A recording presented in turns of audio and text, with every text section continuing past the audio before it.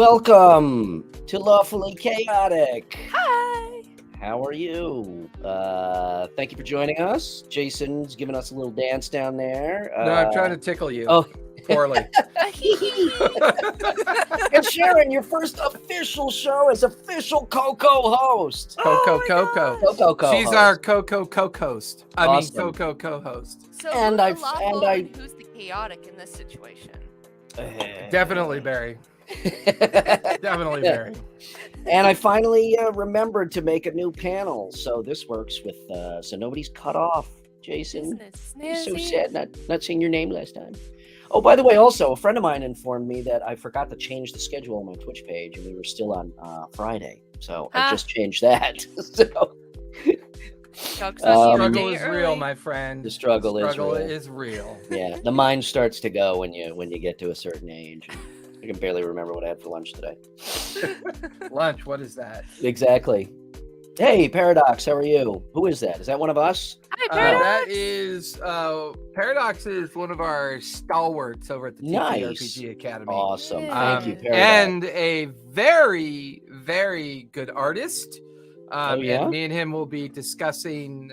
He's come up with a $10 art solution that I want to hopefully help him promote and get going. The idea, filler art.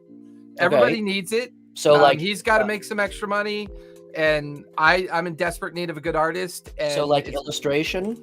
yeah, like, and his artwork is he does. Where are you? Let me check out the feed right now. He's out of Alaska. Do you have any links to drop, Paradox? We'd love to take a look at some of your it artwork or pages. Paradox. He's in the Discord. He's in my I Discord. know. I want to see on Instagram. Is it paradox.talk? Paradox, put a link in there for your. He may not Instagram. be able to. I don't know what your privacy settings Or in the are for Discord. Twitch. Or in the Tavern Chat Discord, TTRPG Tavern Chat Discord. If you're so inclined, come on over to TTRPG Academy over in Twitch. Join our Discord where we teach, learn, and play. And I'm really horrible at this. I stare at my one monitor because I like looking at Barry and Brian. And then I remember when I do the monologue, I'm supposed to look at all of you out there, and I forget to. That's why I only have. That's why I only have one corner. Just tack gotta camera. split your eyes like a chameleon, you know. But I don't have mine centered. I didn't build a website. Okay, send. I want to see an example. Paradox, do me a favor. PM me in the Discord some stuff I can share with Brian. Yeah, I'd I'd like to see it. excellent. He's a very excellent designer, promoter, and stuff like that. So, and he does really good design work and publication work. And I know we talked ad hoc about working on your artwork, but send me some of your samples. I've got your token sample that you sent of me. He does a lot of like real picture overlay stuff as Mhm. well as traditional stuff. Mhm. He's good. He's got a lot Awesome. of skill sets. So Okay, I'll cool. collect all that info for you, and we'll share it with our next meeting with the other Brian G. All right, cool. I want to see it, and I'm excited for that. Thank you, and thanks for joining us. What else? Announcements. I have none. Just the usual. We're always making Just tweaks. hot. It's hot. It's So hot, you people. said it was 102 out in LA today. Well, Yeah. It yeah, was I a don't know what it was in beautiful LA, but 72 in out, Chicago. the only time Oh, it that's wasn't nice. that hot is when I was swimming in my 40,000 gallon pool this morning. I walked out of bed. I was a little bead of sweat trickled down my forehead. I put on my swim trunks. I walked 50 feet over to my pool, dived in. Suddenly it wasn't so hot anymore. I don't know what to tell you. Nice. Nice. Nice. I should have been out on my sailboat today, but I had too many meetings spaced too close together. By the way, it's an old 1960s pool that we barely were able to rehab, but we did. It works. It's a little. It got a little cloudy today with all the people it? swimming, so it's gonna need a little shock treatment. Ah, but okay. It was refreshing. It was so Yeah. nice. Yeah, the Lake Michigan is still a little chilly. I was out on the boat last weekend, and I stuck my feet in the water and almost had heart failure because it was like Oh my fucking God. ice water. It usually takes till July to warm up to swim ability for for the lake. But That's when you get those algae blooms and covers you like soup. not so much. Not so much where we are, but Yeah. July, August, September. Oh my God, the lake is it's gorgeous. So. Very cool. Very Yeah. cool. Okay, so Sharon, What? Uh-oh. you have a Sharon's in topic for us trouble. tonight. I didn't know I was coming up with a topic. Well, what did we leave off last time? That was your job last time. What? That's okay. No, we I can thought still. didn't we come up with one last time we met? Oh yeah, We you were- said you wanted to. You said there was something you wanted to talk about. Well, there's always something I want to talk about. No, I'm not Irish. you. No, Sharon. You said Oh, there was there something that you was? wanted to talk. Yes, I don't remember what it was. See again, remember. I remember there was something. I don't remember what it was. So that the value of that is my input is useless. Hey, Sharon, you're at Berrybot. That's your Instagram, right? Yes, sir. Okay. Oh yeah. Do you you know what? I need to do a logo for you because I love that name and I love the ears. I agree. Yeah. Berry.com. Yeah. We'll talk about that offline. I'm gonna take over the world eventually. Every logo in the world is eventually gonna be designed by me. Do it. Just your brand I is have like a- everywhere. Uh-huh. I have a really interesting subject matter we could talk about because it's come up multiple times as I've been opening up new tables. Mhm. How do people find a game? How do you find a game? How do you find a game? I got a real easy answer for that. Check out D&D Club. Adam Scott's D&D Club. But that's the Yeah. easy part. What's the hard part, Sharon? Sharon, what's the hard part about trying to find a game? I mean, be honest. I mean, when you started really thinking about you wanted to get in that D&D game, you're watching Critical Role, Dimension 20, and a lot of those other folks that were playing. Regardless of a link or a pay-to-play table or a friend next door, I mean, what'd that feel like when you started to think about how the F do I find a game? How do I go find one? I mean, with the pandemic and everything, it kind of made it sort of difficult to even consider, like, oh, well, I mean, COVID is going to get in the way of playing, but I really want to jump in, you know? So I knew that going into game stores wasn't an option, but now they're starting to open up to public games now, which is super cool.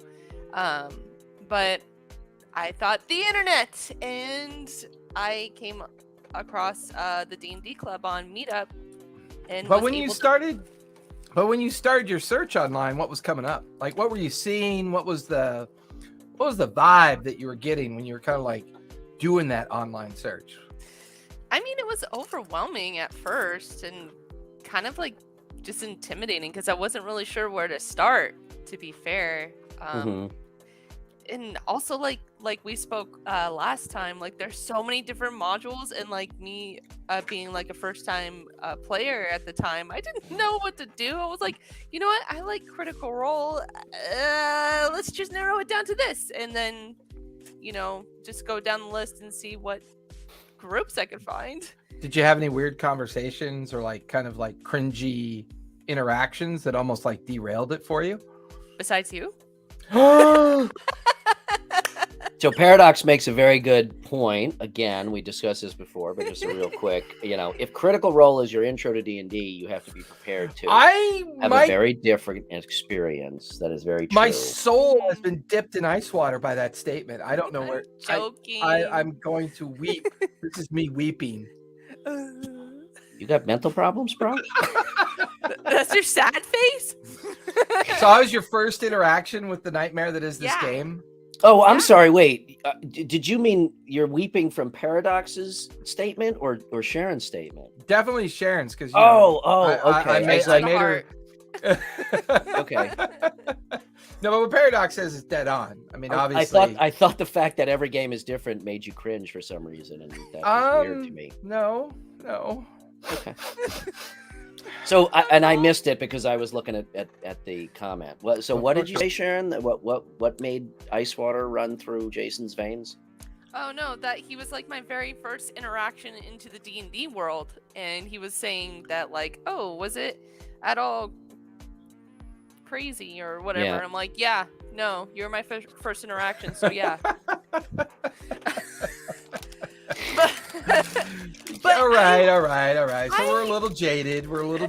But I mean, it's a generational game now, right? Any game is kind of generational to a certain degree now, except for some of the newer games that come out. But even the newer games that come out are kind of like these, like monolithic rule bending games, or like these, like I don't know if Brian, have you messed around with Cortex at all? Have you taken a peek at that?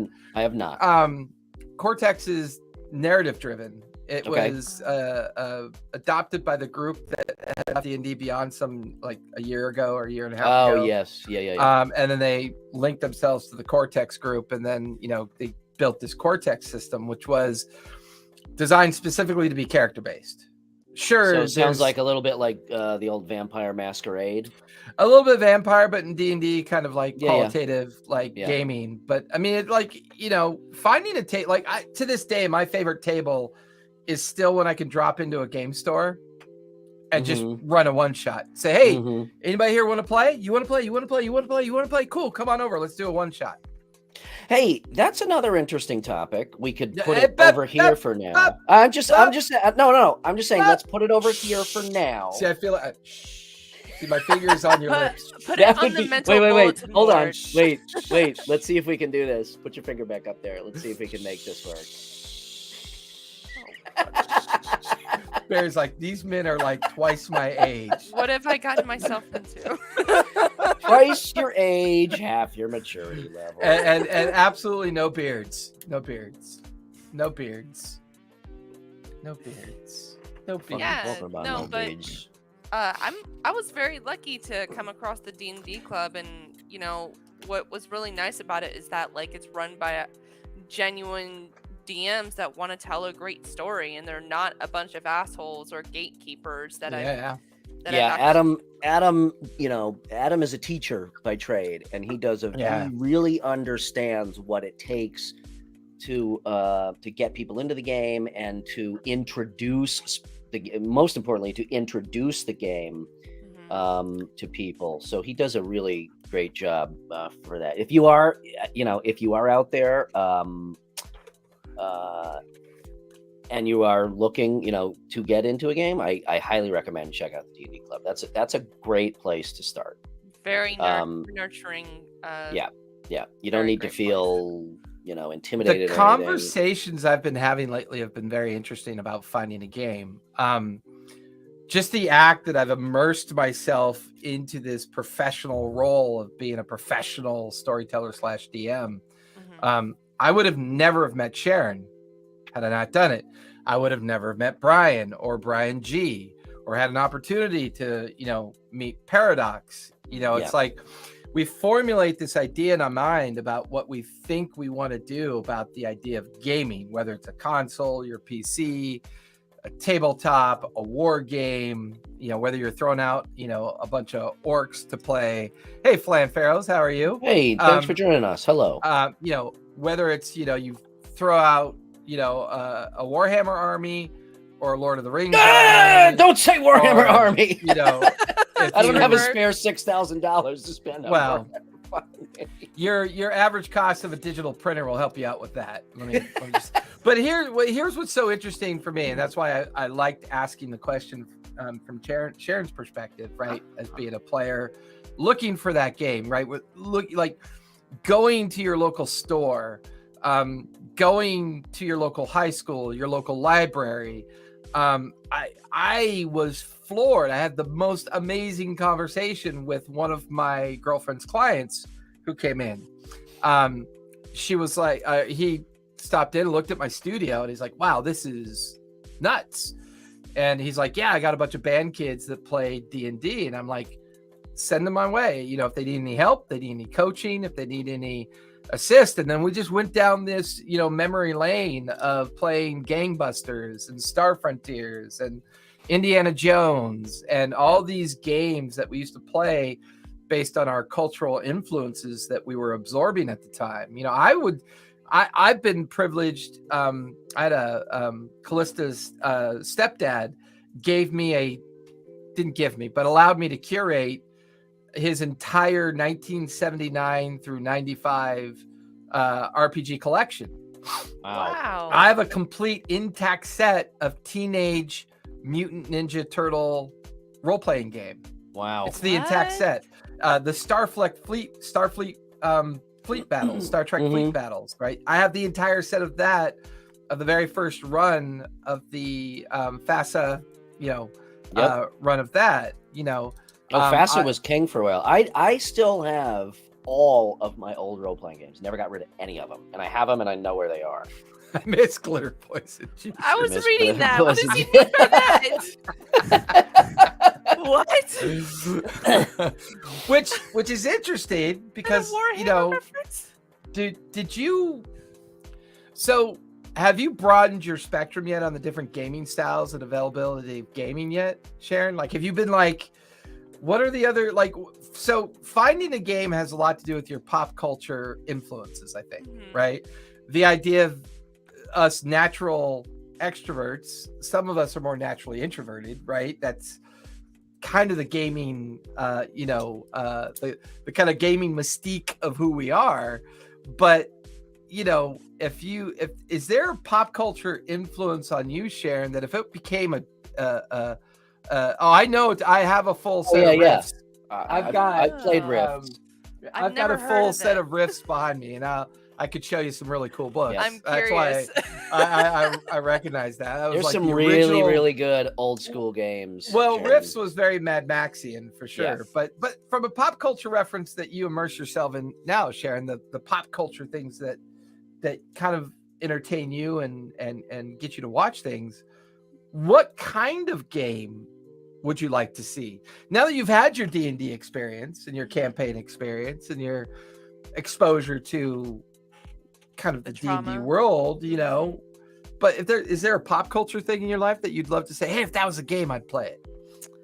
I mean, I'm super stoked to want to jump into like more of a space themed RPG, because I know a Spelljammer for D&D is a thing, but I want to, like, and not like Star Wars either. I want to actually be on a star frontier that I've never been on or even heard of.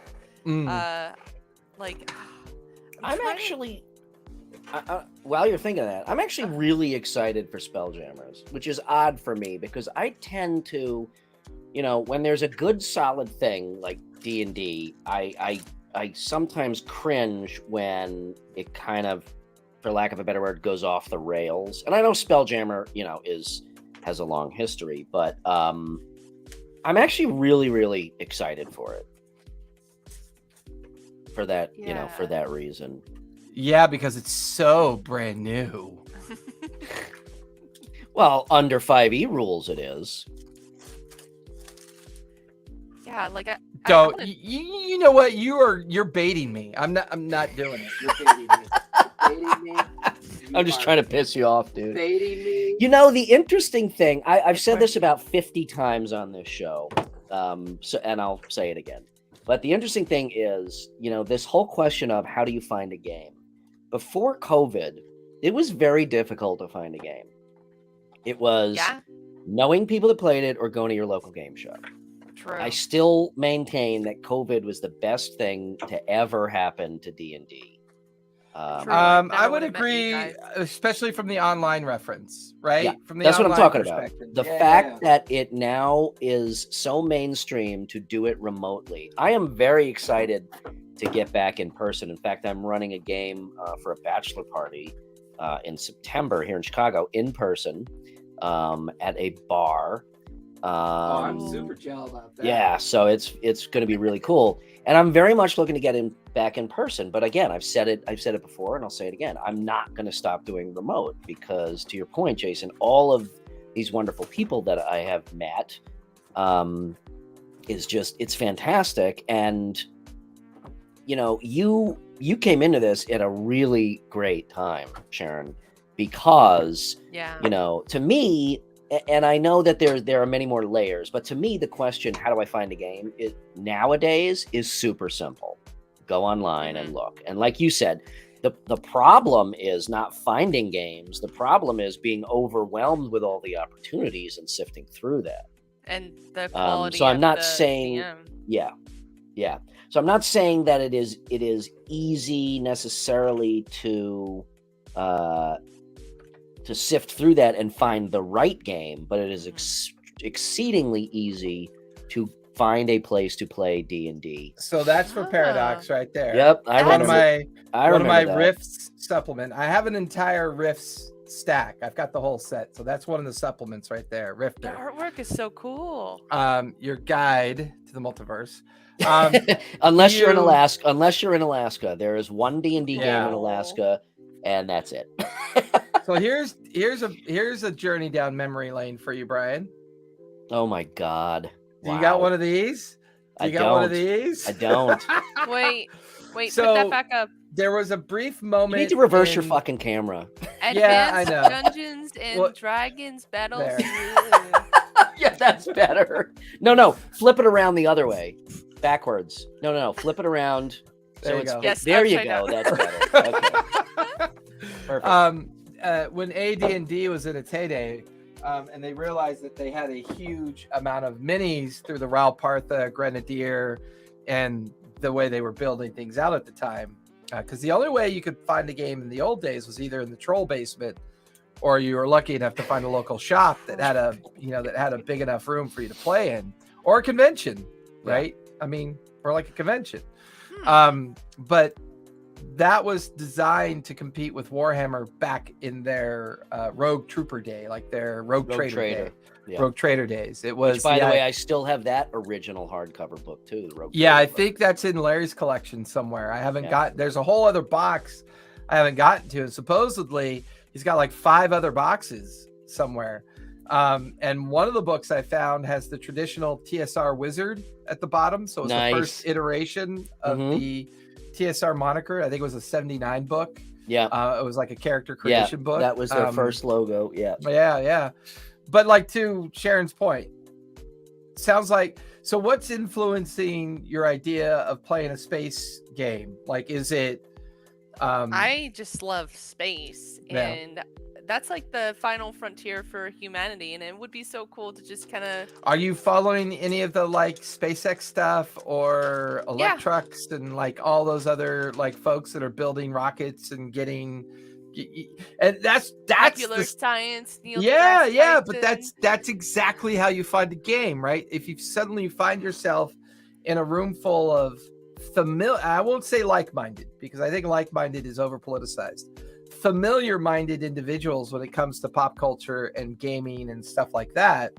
Those are the influences, I think, on our life. It's like, I'm a huge SpaceX follower, and I emphasize that because I'm not about cult of personalities. I was never a Gygax fan, but I was a huge TSR and D&D fan, right?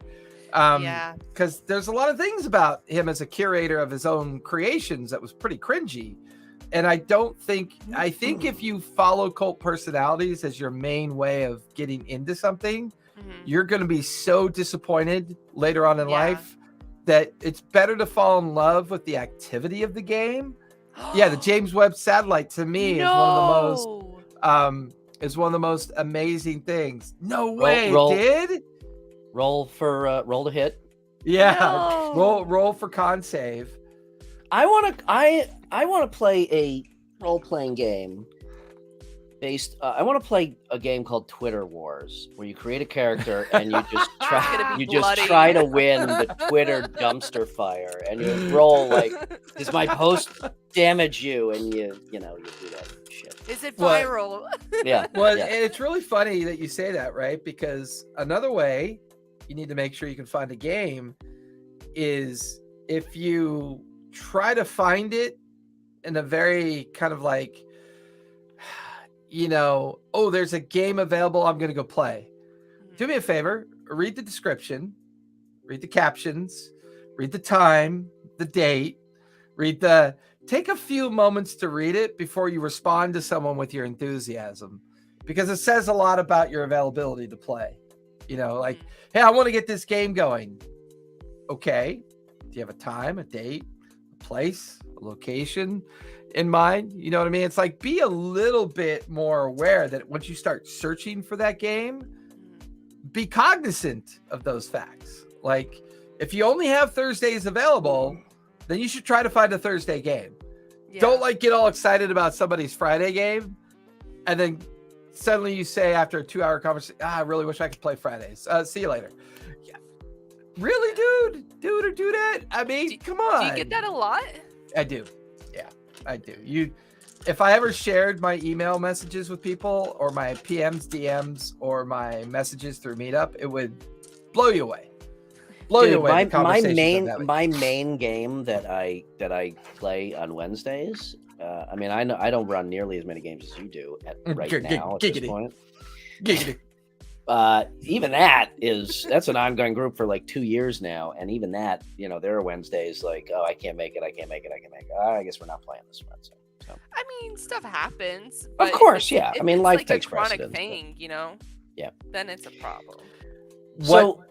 What drives me nuts when it comes to finding a game is show up to the game. If it's work or family for the missing the next one, that's great. But if you're like, hey, the new season of such and such is dropping and I want to binge watch it. Bye. See ya. Yeah, be very tactful about. Hi, Felicia. I want to watch The Mandalorian. Sorry. I'm going to watch Kenobi. No, kids work, medical, family, all. Yeah. If it's commit to the fun and you'll find a game. If you commit to the fun, you're going to find a game, whether it's at a store, at a library, at a high school, at a friend's house, at a relative's house. Just commit to the fun. You'll find it. And I told you, Sharon, I am actively working now on getting up and running for a streamed game, and you are, whether you want to or not, you're in. What? And you Here's too. Your character play. You too, if you have time, Jace. I don't know when it's going to be. Did you just call me Mewtwo? I heard Mewtwo. Mutate. I said mutant. Mutate. I said it was mutant. Here. Okay, here's a question to kind of change the tack a little bit. This came up. I saw this on Instagram today. One shots. The question was, and I think this was raised by, was it Fire and Dice? I don't remember. Hold on. Let me. I don't want to misquote my content here. It was D&D Minis Daily. And it was, do you find it hard to finish a one shot in one shot? My answer to that is no. Okay, well then good. This is going to be interesting because I find it exceptionally hard to finish a one shot in one shot and one of the things that came up that I found interesting, somebody said, and that maybe the reply was Fire and Dice, but somebody said that one of the reasons is a lot of times like traveling takes up time. Run shots are hard. Oh, so okay. See, I run. See, there's no such thing as a one shot, in my opinion. Although Malcolm, Gentleman Game Master, is really good at that. But I find it very difficult. I don't know. I'm so narrative driven that I find it very difficult to condense that into one session. And the traveling thing was just one granular aspect of that I found interesting because one of my, call it a pet peeve as a DM or as a player is Brian's got a lot of pets. I got a lot of pets. I got a whole zoo full of peeves. But one of the things is glossing over travel time. So when I think the probably the biggest influence on me in D&D is sorry, I'm knocking away all the baited hooks. Okay. Is what, dude? I'm not always baiting you. Come on, man. No, my biggest influence probably is Fellowship of the Ring. Okay, I love that, and it has shaped the way I run a narrative and create a narrative because the beginning of that story starts very small. Okay, and just a 20-mile journey for them from the Shire to Bree is like a major undertaking. It's unfamiliar to them. There's anxiety, there's danger, there is uncertainty. And I think that is a really cool aspect of D&D, especially at low levels. Like if you want to get from Baldur's Gate to Waterdeep, to me, some DMs will say, okay, so you travel and I rolled for a couple random encounters and you get to Waterdeep. I hate that. I had You're gonna hate my teleportation spell. Well, see, and that's the thing, at higher levels, it's like, oh, let's do Druid Walk or Teleportation Circle. I'm like, fine. Fucking boring Druid shit. Walk. Yeah. Where you open up the tree and you step Yeah. through it. I'm gonna run my next campaign on Arrakis on Dune. There's no fucking there's trees. no trees. There's But, no vegetation whatsoever. Yeah, but I you really may not think... supersede the 25 pages that I've written. But I think that playing out that travel and making it seem that way, especially for low-level characters, is really a cool way to set that You tone. walk into a tavern. So you walk into the tavern. Oh, I totally use the tavern trope. Absolutely, I admit that freely. But I rarely gloss over travel time. Okay, because again, I'm so influenced by the beginning of the Fellowship, where, like I said, it starts very small and ends up huge, and I love that aspect of it. So for me, and that was one of the things that was brought up in terms of running one-shots. He said that, the person who commented said that, and again, I think it was Fire and Dice. If I'm misquoting, I'm sorry. I'd have to look it up. But actually, here, hold on, I got it. Wait. You get a D- on your quotes page, young Brian. Yeah, When you turn in your Ilibis, you may use Ibis as much as you want, but if you don't quote it directly, you get enough.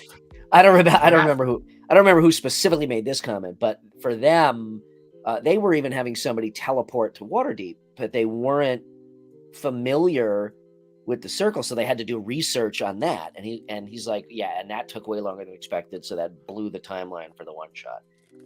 So unless you really railroad it, I find it very difficult to finish a one shot in one shot.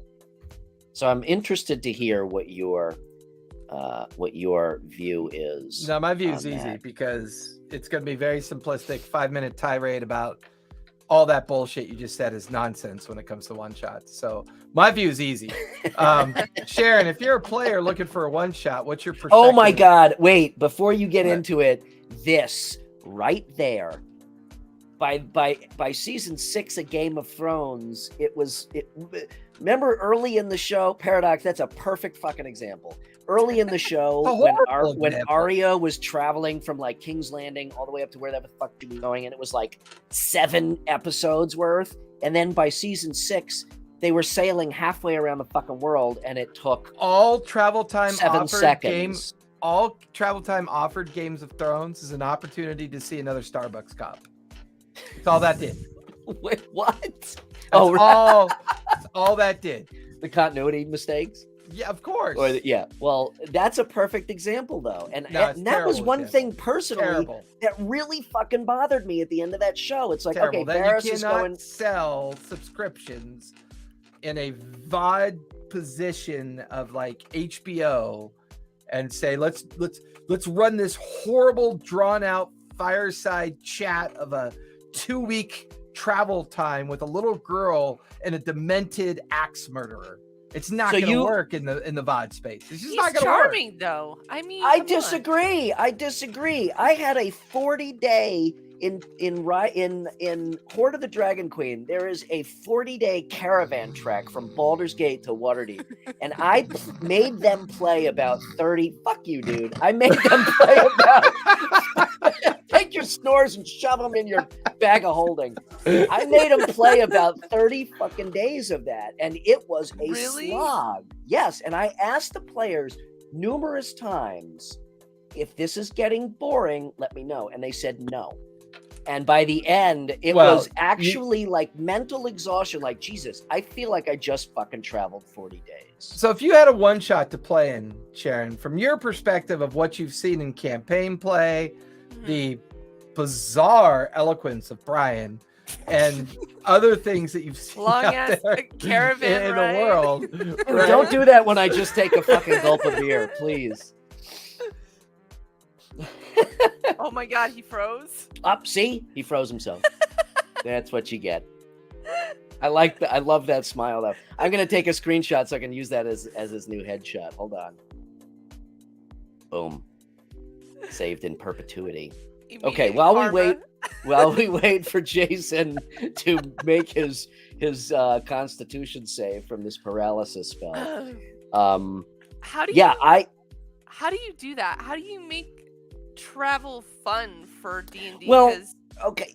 I mean, so this particular 30 days or 40 days of travel, they were in a caravan undercover as following these cultists. Okay. So it was more than just the Monty Python coconuts, like, oh, we're traveling, it was very much, there was a lot of intrigue to it, and there was a lot of keeping up this cover. It was a lot of random encounters that made sense to my narrative, on the way, and sometimes working with these people that they were actually trying to, to hide their identities from. So there was more to it than just, okay, it's a week travel from here to here. I mean, I only take it so far, but in this case, it seemed to me like it should feel like it was a chore to get from here to there. Right. So I guess it kind of sounds like it's more centered around developing bonds with like the NPCs along the way, I guess, and like having carefully calibrated encounters throughout that doesn't make it seem repetitive. Brownout power. Brownout, just from Jason. Brownout, power is being weird. Continue on. All right. Hopefully Jason comes back. But yes, very much so. In this case, specifically, there was a lot of interaction with NPCs. So it kept the narrative going. Right. However, I mean, I don't think it's meant to necessarily be played that way in the book. So consequently, my players are about 3 levels or 4 levels past where they should be in the book, which I don't care about. Right. Because to me, that was you adjust on the fly, and that was an important part of the narrative, which is why I did it. Now, if it's just the party traveling through the wilderness, I'm not going to drag it out that long. But this is it's just a personal thing for me. I like that to be part of the adventure, because you never know. It's also a really good opportunity, in my opinion, for side arcs. I mean, you never know what's going to happen in the middle of a forest or on a lonely road or right.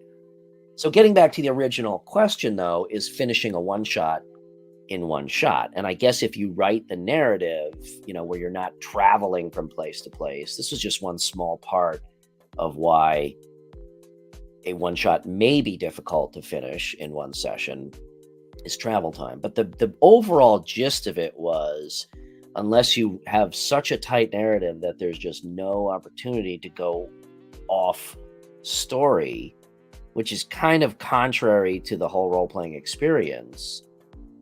In my opinion, it is really difficult to finish a one-shot in one session. Right. And can one-shots mutate into a campaign? I've had the same rations in my pack for a year-long game before. Okay, so here we say I find travel boring. I mean, that's initially what I thought too. But if you can make it interesting and like have it. And that is why Jason Baldrick is. Oh, hey, hi. Didn't see you back there. Just kidding. We just had a brownout. Our power just blinked out and then back on really quickly. Just enough to cycle the internet. Gotcha. Studio. No worries. So we were just finishing discussing about the travel time and whatnot. But I'm curious to hear your So travel time's irrelevant when it comes to one shot. The hard, cold reality of a one shot is if you want it to work as either a gateway into a campaign or to allow itself to be calibrated as a traditional framed game of time for a purpose, you don't necessarily have to railroad it from a linear perspective, but if you don't frame it out in such a way that allows you to control it without them realizing you're controlling it, then it's no longer a one-shot. The purpose of a one-shot is a very well, quick, and minimalist defined story with a very set expectation, an understanding for the one-shot to work that some role-playing is going to be sacrificed for the purposes of the intent of the one-shot. And it's just a hard and fast reality of it. And that's totally fair. And that was what I just mentioned to Shannon before you pop back on. Sharon, I'm sorry. I have like 3 Shannons. My name is like I know. I have like 3 Shannons I work with, so please don't take offense to that. Flan would be a really good person. I shouldn't say it that way. Flan's a good example of what some people may be looking from a one-shot. Right? They want to try out the combat mechanic. And that's totally fine. But I guess I'm talking about a one-shot that still seems like there's a story to it. And again, Malcolm, Gentleman Game Master, is very good at doing this. I admittedly, have a lore background, right? A one-shot could have a lore background, a little bit of a story.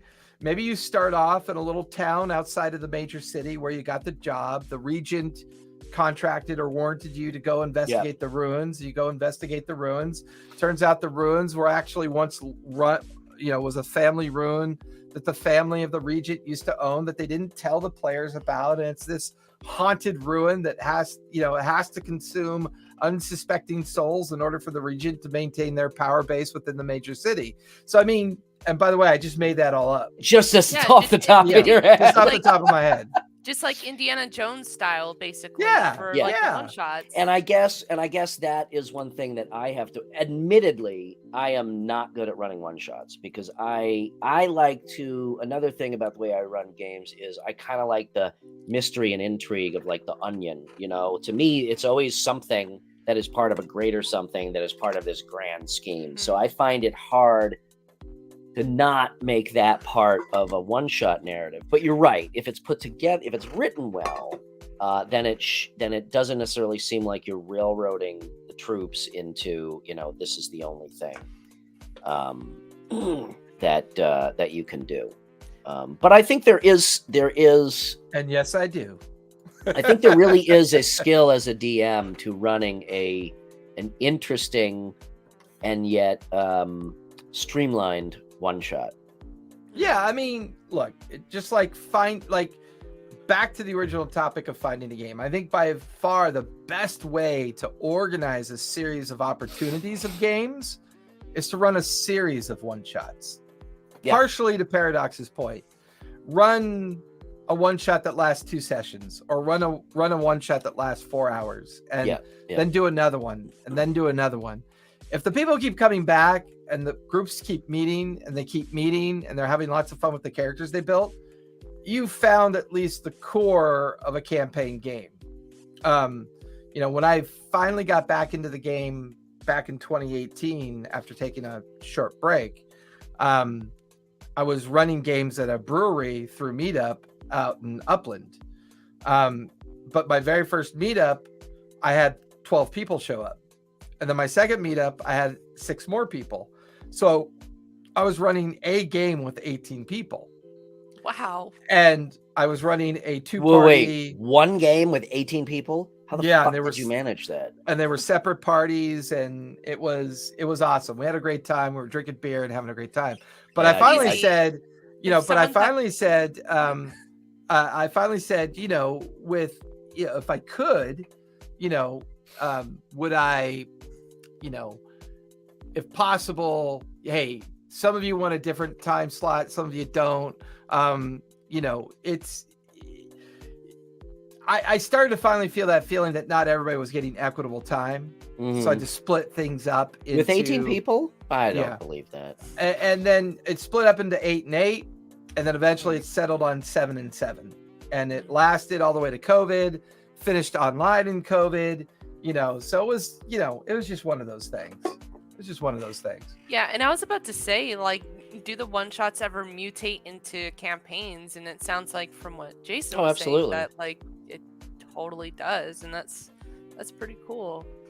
Yeah, if it just really gels, if the characters and players gel and the story, seems like if the one shot finishes and they're really, and everybody at the table is like, man, I really want to see this story continue, then that's when it should mutate into or let's say evolve into a campaign. Yeah, absolutely. And that's why I think one shot's by far the best way to find games.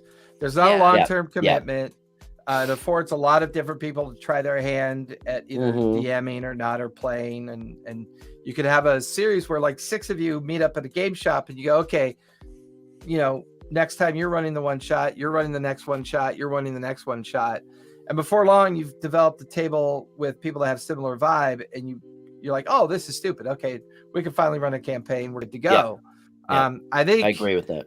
To the earlier point that both Paradox and yourself made in regards to the idea of expectations after watching Critical Role, it's a good counterbalance to that, right? It's a good way of saying, okay, I don't think you should give up on those folks though either. I think if you show them a fun time and show them that there are many different ways to run a game, they'll eventually come off that pedestal and realize that if they want to play, there's certain expectations and certain kind of things you have to expect they're going to be a little bit different,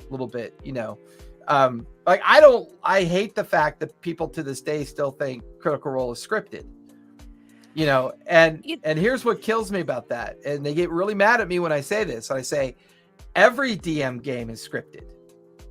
Every single one is scripted. And then they go, well, what do you mean? I said, well, you've written a backstory and you're colluding with me about your backstory. That's scripted. So when you see Matt doing post-game activities with people about their backstory and you're trying to call that scripted, that doesn't work. Well, I think it's a misinterpretation of scripted. I think when most people hear scripted, they think of it as, okay, well, these are Sam's lines and this is what they're he's going to do. Professional voice actors. But you are very right. Every story is essentially a script. It is just mixed with improv. That's what D&D is. It's a scripted story mixed with improv. Well, and I think if you sorry, Sharon, one sec.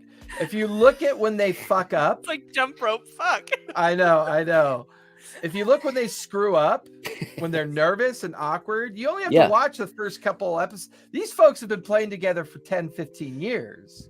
But when you watch them in their first 1 or 2 episodes, they're awkward as fuck. It's awesome.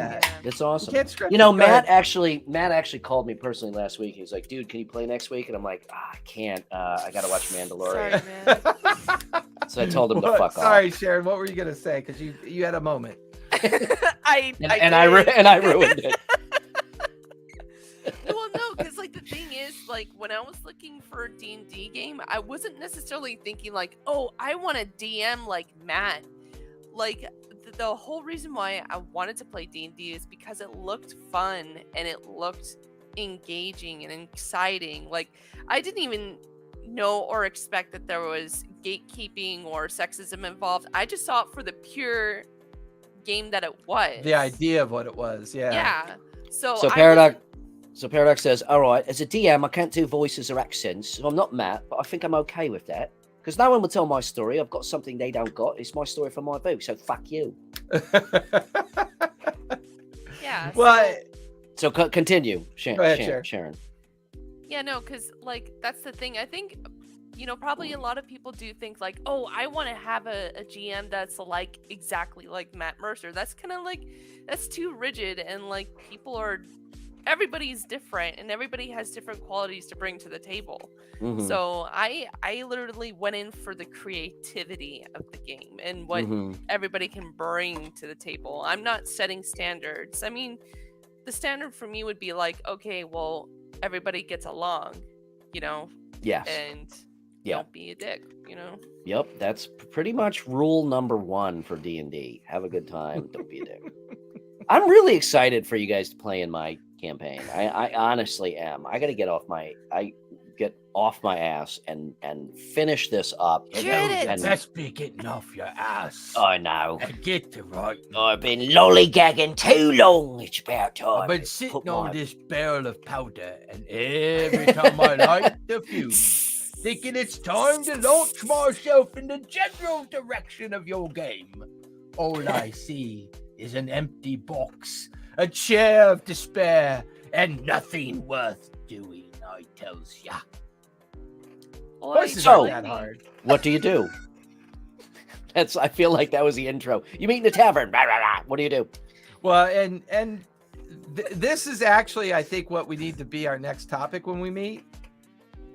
What? Map work.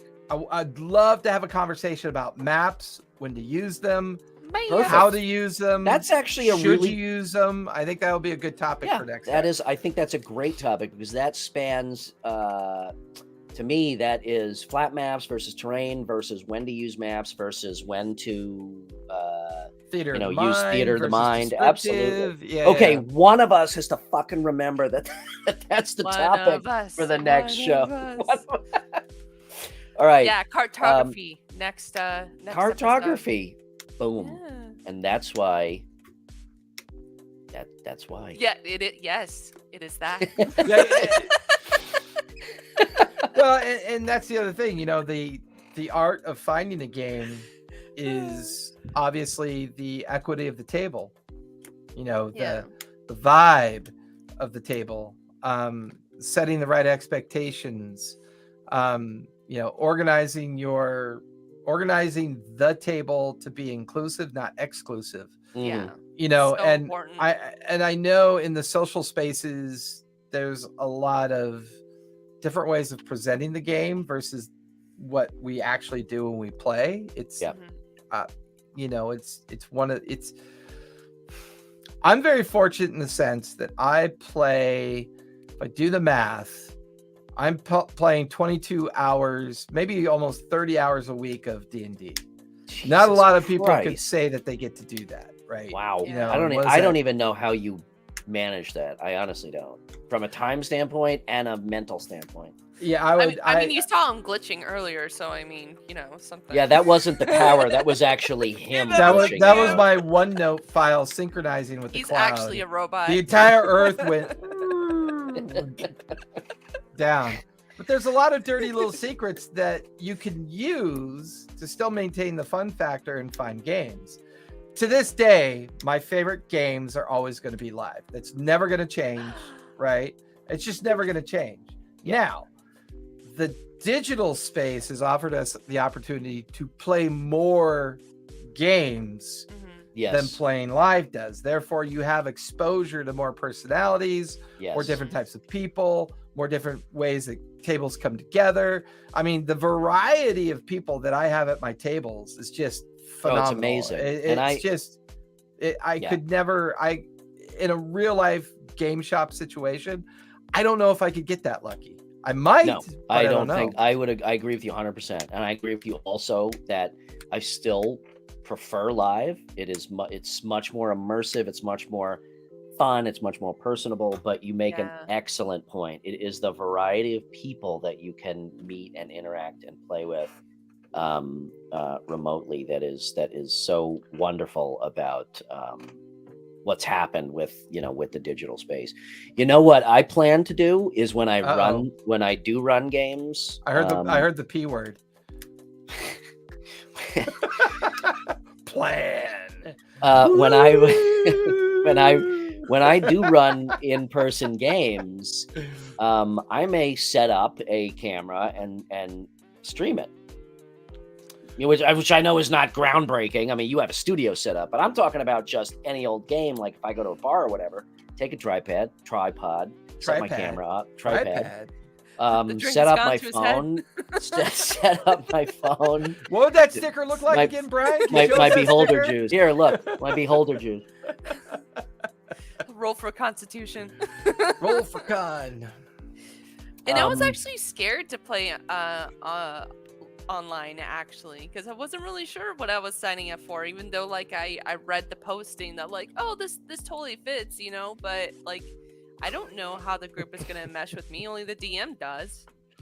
So, Sharon, I meant to tell you, Aw. there is a meetup group called Goodberrydnd on Meetup. Shut up. You need to go check them out. I think they're Wait, located in Berry or Yeah, like- Berry? Goodberry, like the spell. Oh, I was like, oh. She helped me, or I helped her set up and get started. We had a couple back and forth conversations. She went from, I haven't checked it recently. Let me double check. She's Is now this up to the- 4. She went from like 3 or 4 people, not even having one yet. Mhm. She's now up to 43 members.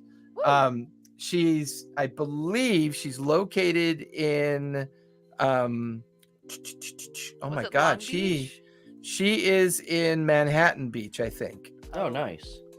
And they have, So these are in-person games? yeah, they're in-person games. So go check them out, Sharon, because I know that's within about 45 minutes for you. Mhm. It might be worth your while. And I think they have Monday nights, Thursday nights, and Friday nights so far. I think they do character building on Fridays. Okay. That's when they Jace, how mostly far are do you it right from LA, like Hollywood, West Hollywood? Depending on when you try to get there. Yeah, not rush hour. Yeah, not rush hour. I That's mean, like 2 maybe hours. 60. Temecula, Hemet, Inland Empire area is like maybe 60 miles Okay. from LA. So not too bad. Next time I come out to LA, I want to play in Oh, somebody's I'll meet you in-person halfway. game. Yeah, Maybe we'll put a quick one shot together at a brewery somewhere. that would or be something. awesome. I know Malcolm is in just north. Is he in Thousand Oaks? Oh, I forget. But Oh, he's somewhere Thousand Oaks close. is the middle of nowhere. No, then he's not in Thousand Oaks. He's close by. Okay. Yeah. He's close to LA. Oh yeah. Basically Okay. LA, just north. No, I'm not. Thousand Oaks is north of LA. I'm thinking of, Yeah, that's not where he is. I'm thinking of somewhere even further than that. And it's literally a city built out in the middle of nowhere in between 2 other cities in the middle of nowhere. Burning Man. Yeah, I know, right? So true. So true. Hi, But I'm chat, how are dying to you? get Sharon into a live game. I'm dying to get it. And what's really funny is my Saturday morning game, Age of Empire. Mm-hmm. We all live in California, except for Hey. one player who is going to be in LA July 30th. And so far, it looks like everyone's going to agree to play one of our sessions live Wait, in the studio. hold on. Wait, is this Vegas always works? Yeah, Gary, it is that does. I you? know. This may be one of my OG crew from high school. I think that might be my buddy Gary. Gary, That's let me know if that's awesome. you. I bet it's you. Yep. Hey, thank you for joining. Gary's in Vegas, doing some super secret government nuclear shit, and that's Aren't no they joke. always? Awesome. Thought you remember the DARPA warrior. or- Oh, that's right. I do. I thought that name sound. Ugrun was one of his characters. Forgot about that. Well, awesome. Thanks for joining, Gary. DARPA, DARPA. or Salt. What's the other one out in the Salt Flats? Area 51. No, Yeah, he's maybe. At, I don't know how much I should be telling because he's like, I can't. It's like security clearance. They're and shit. So watching, he's the right? one. I'm gonna get a that's fucking dissecting- call from the FBI, which I He's have the one gotten that's- before as character references for Yeah. Gary. So he's the one. He's the one dissecting aliens out there in the Vegas desert. No, it's actually like nuclear terrorist threats shit that he does. We had Really a- interesting. But Gary and I have um, played. Gary and I, shit. How long have we been playing? Since 19. He's on the uncovered side. Oh, so there are no secrets. So Gary's phone number is. No, I'm just kidding. Spill the beans. How long have we've been playing since what? 1983, 80, something. We've played everything. 83. 83, yeah, Oof. yeah. So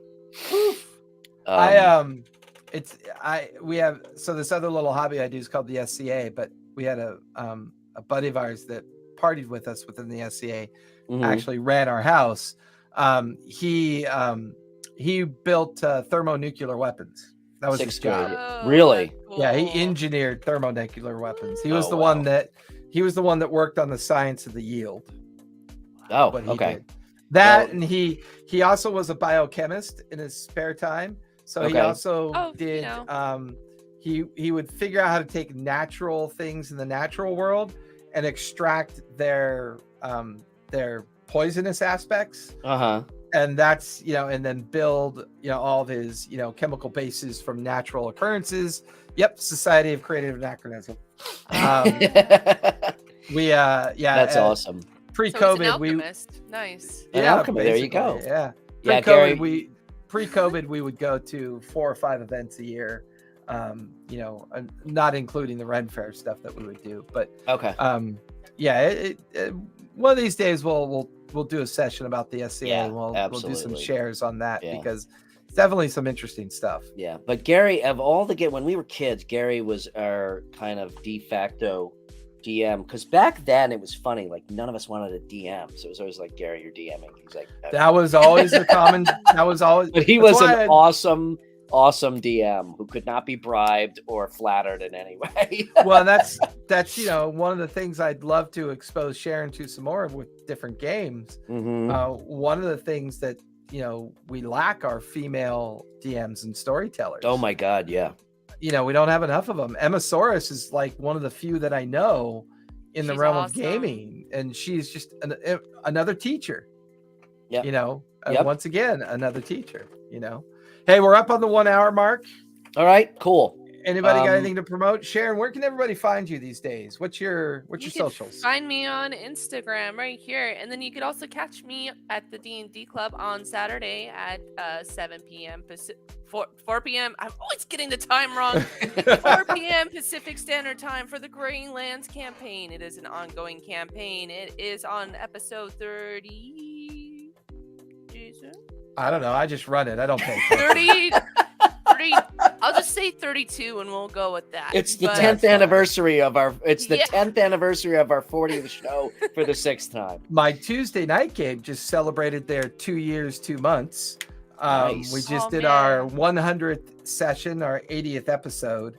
That was pretty amazing to do. But you can always find me at TTRPG Academy. You can find all my socials and everything there on my Twitter, my Instagram, my Discord. Wherever you want to come and have a chat about running games, whether they be online or in person, I'm always available. Brian? Best place to find me is Instagram. Do a lot of collaborative work with Jason, obviously. We'll be doing a lot of collaborative work with Sharon. Do a lot of collaborative work with Brian Gomez over at Bearded Nerd. We've got a lot of content coming out that I'm really excited for. So keep an eye open for that. And I guess I think that is about it. I gotta tell this dad joke before we leave. I gotta top that one. Why do bears have hairy coats? For protection. I got one. That's one of my Nightbot bots. I love that one. Dad jokes always get me. All right, Sharon, let's hear your dad joke. Have you guys ever heard of that zoo with the one dog? No. Yeah, it was a Shih Tzu.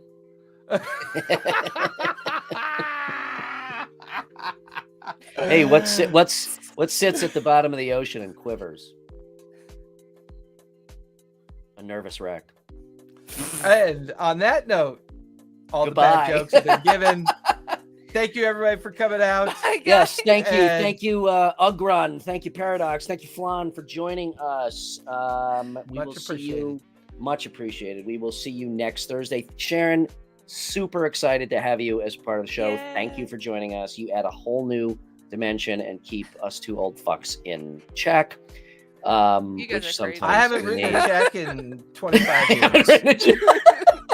And as always, Jason, thank you for being my partner in crime. There are some exciting things on the way. So and on that note, we will